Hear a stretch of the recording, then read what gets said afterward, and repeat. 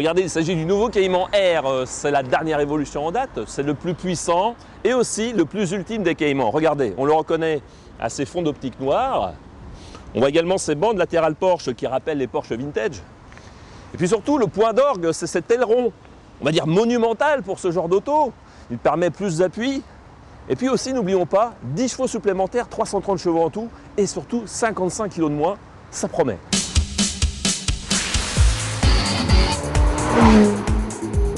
Basé sur la version S, le coupé Cayman Air se veut plus ultime, plus sportif, plus exclusif. Pour cela, la recette Porsche n'a rien qu'une fiche cuisine où l'on se contente d'assaisonner différemment l'assiette en y ajoutant 2-3 artifices. Les ingénieurs ont véritablement différencié cette nouvelle version du reste de la troupe avec pour thème majeur la réduction du rapport poids-puissance. Objectif, rendre l'engin plus dynamique et plus performant en faisant table rase du superflu. Au fait, regardez, là, le GPS, en dessous la climatisation, et ici les porte-gobelets.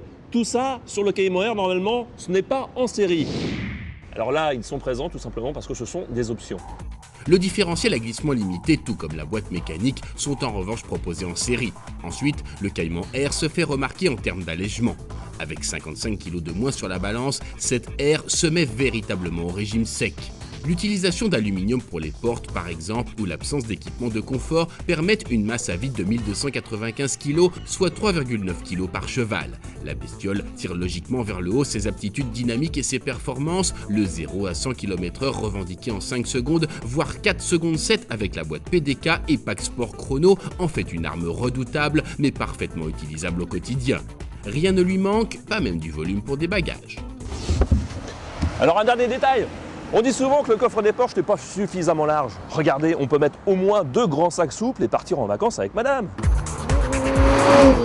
C'est aussi en termes de puissance que les choses changent. Le 3,4 litres développe 10 chevaux de plus, soit 330 chevaux à l'image de la version Black Edition.